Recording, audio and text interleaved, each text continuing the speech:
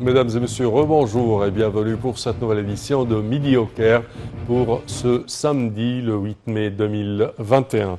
Nous commençons notre sélection avec ce compte-rendu. Le président Abdel Fattah el-Sisi a effectué hier une visite d'inspection des travaux de modernisation de plusieurs axes routiers et nouvelles autoroutes dans la région de l'Est du Caire.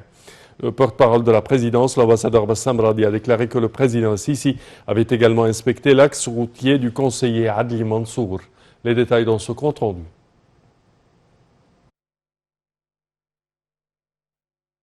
Le président Abdel Fattah el-Sisi a effectué vendredi une tournée d'inspection au cours de laquelle il a examiné le développement d'un certain nombre de nouveaux axes et routes à l'est du Caire. Le porte-parole de la présidence, l'ambassadeur Bassam Radi, a déclaré que le président a également inspecté la station de Adli Mansour pour la 3e ligne du métro, qui est la plus grande du genre au Moyen-Orient et en Afrique, comprenant des stations de métro, un train électrique, un chemin de fer, des bus de transport en commun modernes et un centre de maintenance pour les wagons et les tracteurs du métro sur une superficie de 65 fédans. Le porte-parole présidentiel a déclaré que Monsieur le Président a également inspecté l'axe du conseiller Adli Mansour, qui a été établi avec une largeur de 16 voies de circulation, de 8 voies dans chaque direction, en comprenant 11 ponts pour les voitures et les piétons, afin d'être une nouvelle artère de la circulation qui s'intègre avec le réseau routier de la route désertique d'Ismaïlia, de Belbeis et de l'Est du Caire.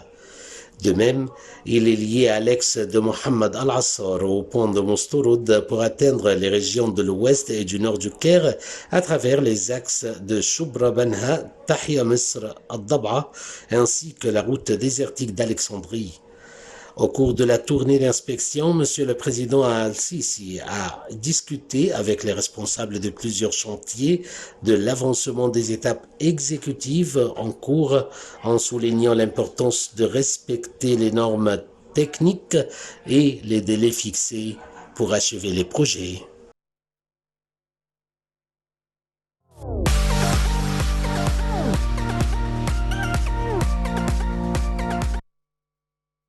Le ministère des Affaires étrangères a fermement condamné la prise d'assaut des autorités de l'occupant israélien à la mosquée Al-Aqsa et l'attaque des fidèles palestiniens. Il a également souligné la nécessité que les autorités de l'occupant israélien d'assumer leurs responsabilités conformément aux règles du droit international afin d'assurer la protection nécessaire aux civils palestiniens et leur droit de pratiquer les rites religieux.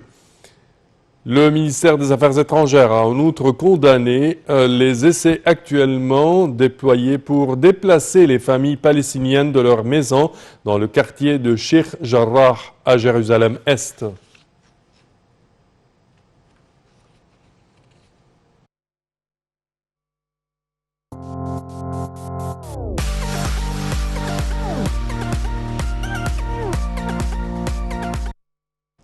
De même, le mufti de la République, Dr Shawqi Allam, a fermement condamné la prise d'assaut par les forces de l'occupation israélienne à la mosquée d'Al-Aqsa et l'attaque des fidèles palestiniens. Le mufti a également condamné les tirs de balles en caoutchouc et les bombes lacrymogènes lancées par les forces d'occupation sur les fidèles, entraînant des blessures du côté palestinien. Du côté palestinien, le mufti de la République a affirmé que les pratiques agressives de l'entité occupante israélienne représentaient une provocation directe des fidèles palestiniens et une attaque flagrante contre les pacifistes sans défense en leur refusant l'accomplissement de leurs rites religieux, ce qui est une violation du droit international. Il a également condamné le déplacement par les forces de l'occupation israélienne des familles palestiniennes de leurs maisons dans le quartier de Sheikh Jarrah à Jérusalem-Est, ce qui est une violation des dispositions de la légitimité internationale et du droit international humanitaire.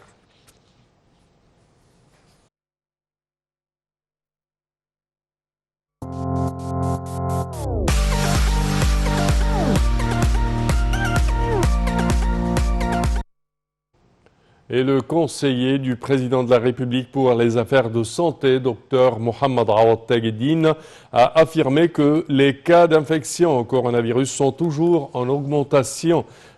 et sont répandus dans de nombreux gouvernorats et au premier plan les gouvernorats du Grand Caire et certains autres gouvernorats. Et pour plus de détails, voici un compte rendu. Le conseiller du président de la République pour les affaires de santé, Dr Mohamed Awad Tegdin, a affirmé que les cas d'infection au coronavirus sont toujours en augmentation et sont répandus dans de nombreux gouvernorats et au premier plan, les gouvernorats du Grand Caire et certains d'autres gouvernorats, expliquant que cette situation est sous contrôle et prise en charge. L'État fournit toutes les capacités et fournitures pour les soins aux patients à ce stade.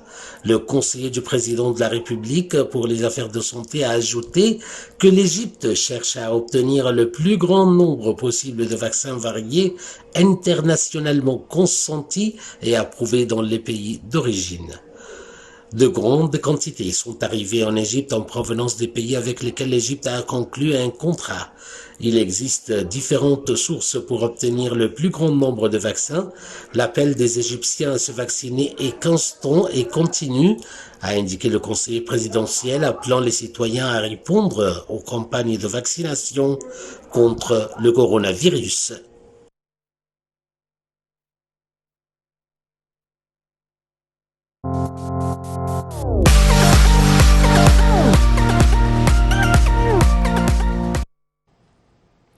Et sur l'échelle locale, le ministère de la Santé a annoncé que 811 personnes rétablies du coronavirus avaient quitté les hôpitaux de confinement après avoir reçu les soins médicaux nécessaires, portant le nombre total de cas guéris de la COVID-19 à 175 928 cas. Le ministère de la Santé a toutefois déclaré que 1125 nouveaux cas testés positifs au coronavirus et 65 décès avaient été détectés hier. L'Égypte a recensé jusqu'à présent un total de 235 140 cas de contamination, dont 13 779 cas décédés.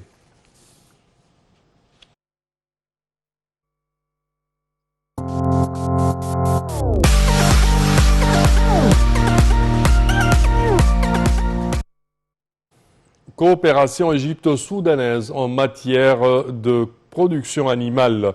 Le ministre de l'Agriculture et de la Bonification des Terres, Saïd Al-Qusseir, s'est entretenu avec le ministre soudanais de la Richesse animale, Hafiz Ibrahim, de la coopération en matière de richesse animale, agricole et avicole et piscicole, ainsi que la formation et l'échange des expertises. Le projet stratégique de la viande, la coopération en matière de lutte contre les maladies, le braconnage, le contrôle de la contrebande, les services vétérinaires, les vaccins, l'investissement, la recherche scientifique et le développement de l'apiculture ont également fait l'objet d'examens. À l'issue de l'entrevue, M. Al-Qusseir a mis en exergue les relations historiques et anciennes liant l'Égypte et le Soudan, ainsi que le fort soutien politique au renforcement des dits rapports. Pour sa part, le ministre soudanais a mentionné que cette visite s'inscrivait dans le cadre des directives de la direction politique dans les deux pays afin d'affirmer la coopération et l'échange d'intérêts dans le secteur de la richesse animale et tirer parti du bond réalisé par l'Égypte dans le domaine de la richesse avicole.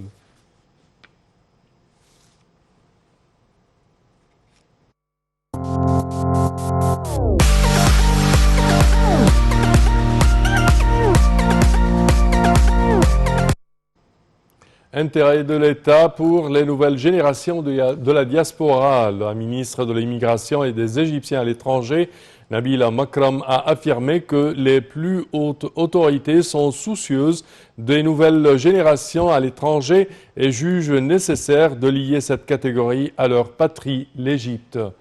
Madame Makram s'exprimait lors d'une rencontre avec la fille égyptienne Rouaya Rafiq Hassan, qui faisait l'objet de détention pour des raisons sécuritaires à l'aéroport de Doha au Qatar, où elle a fait escale avant de regagner l'Égypte.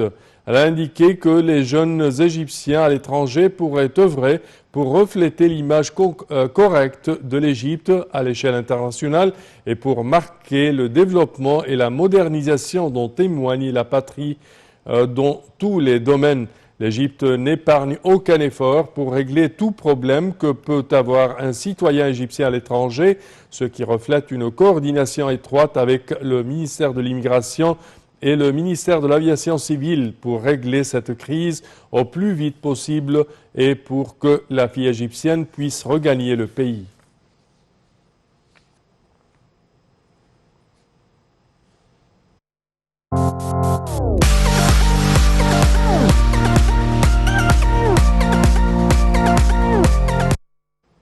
Transfert du bateau solaire de Khéops vers le Grand Musée égyptien.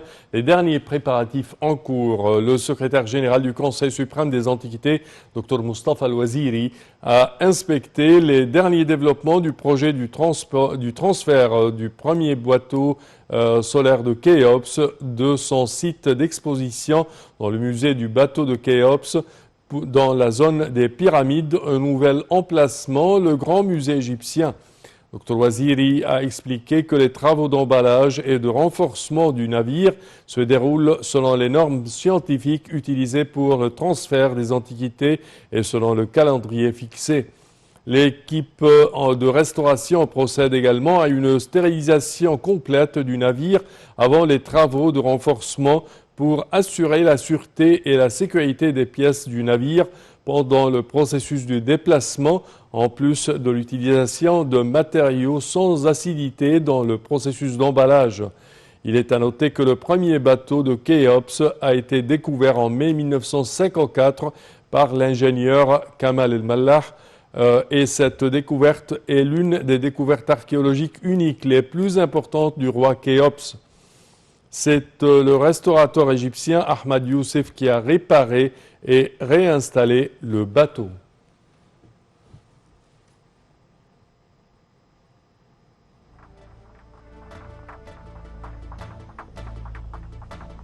Et ceci conclut, chers téléspectateurs, notre édition d'aujourd'hui de Midi au Caire.